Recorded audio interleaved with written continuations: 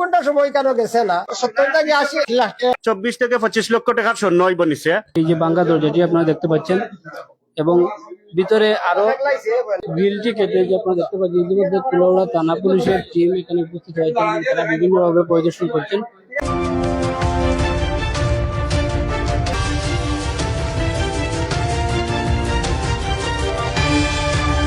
এই দেখতে পাচ্ছেন গ্রিলটি ছুটে রয়েছে এবং এখানে যে ধ্বংসযজ্ঞ চালিয়েছে বা মূল্যবান মালামাল নিয়েছে দেখতে পাচ্ছেন, আপনারা দেখতে পাচ্ছেন এগুলা অনেক স্বর্ণালঙ্কার অথবা যেগুলো মূল্যবান জিনিসপত্র যে আপনারা দেখতে পাচ্ছেন সেগুলো কিন্তু ভেঙে তারা নিয়ে গেছে।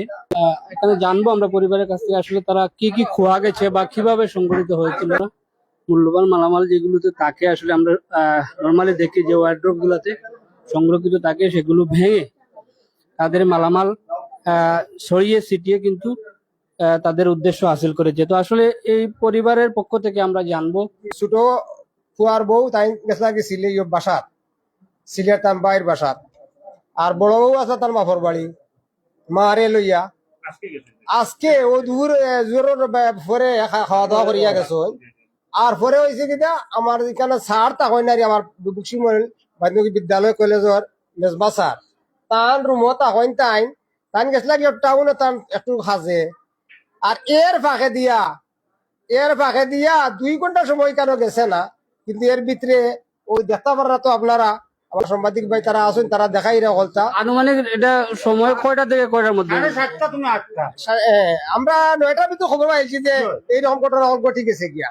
মালামাল কি পর্যন্ত এটা আমি জানি, আমার বাতি জানে, আমার আল্লাহ জানে, আর কেউ জানে না। এটা মোটামুটি আনুমানিক কত টাকার নিয়ে গেছে? তার খিতা কইতাম পিছনে ওইটা দাবে দাবে পিছনে কথা প্রায় আমি 70 থেকে 80 আমার জানা মতো আমি বুঝিনি কথা ও 6 মাসের ভিতরে প্রায় 23-24 লাখ টাকা শুনে খালি কিট ডুবাইতে গেলাইছি বুঝিনি কথা।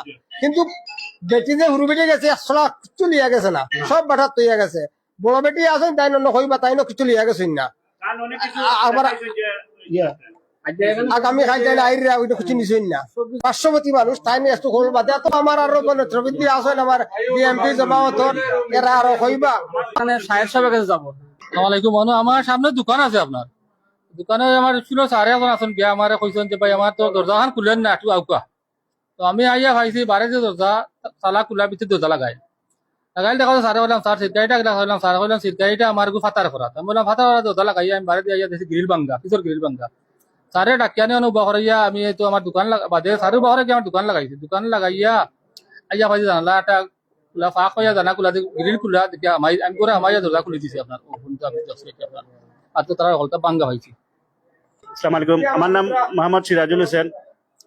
আমার ছোট বোনের বাসা আর কি, আমার ছোট বোনের জামাই তারা 2 ভাই এখন ফ্রান্স। তা ছোট বোন আজকে গেছেন যে আজকে জোরের সময় গেছলা তাই আমরা বাড়ির গিয়া স্যার আসলা বাসা। তো আমরা তো এখন আইছি খবর পাইয়ার সাথে সাথে আইছি। আসার পরে যে বইনে যে তথ্য দিছই টোটাল স্বর্ণ 24 থেকে 25 লক্ষ টাকার স্বর্ণ বনিছে বুঝছেন। এইটা যে টাকা স্বর্ণ যেগুলো আছে সবগুলা গেছে। প্রথমে যেদিকে ঢুকছে জানালা খাটিয়া এই রুম থেকে প্রথমে আসিয়া এই রুমে প্রথমে চুরি করছে, বাদে যাওয়ার দিকে হরুমা লাগছিল গিয়া কমপ্লিট করতে পারে নাই। যখন স্যার আসি গেছেন আসিয়া কলিং বেল দিছেন এবং কি দরজাতে ধাক্কা দিছেন, এই সময় চুরটা ফালাইয়া গেছে। কিছুক্ষণ পরে আশেপাশের মানুষ সব গ্রাহ করে রাখছিল, কিন্তু এর আগেও ফালিয়ে গেছে বুঝছেন। যাই হোক, এটা কুলাউড়া থানার পুলিশ তদন্ত করতেছে বা তারা যতটুকু যে জানালা ভাঙ্গিয়া ঢুকছে দরজা ভাঙ্গার চেষ্টা করছে এইটা তারা তদন্ত করতেছে। আপনারা সবার সাহায্য অনুযোগিতা বা এখানে কোনো সিসি ক্যামেরার ব্যবস্থা নাই থাকতো যদি তো হয়তো সুর ধরা পড়তো আজকে।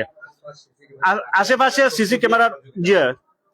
সিসি ক্যামেরা লাগাইয়া সবে এটা তথ্য মিলতো, কিন্তু আপনারা যদি আজকে সিসি ক্যামেরা থাকতো তো ওইটা সহজভাবে আজকে সুর খেয়ে ধরা পড়তো।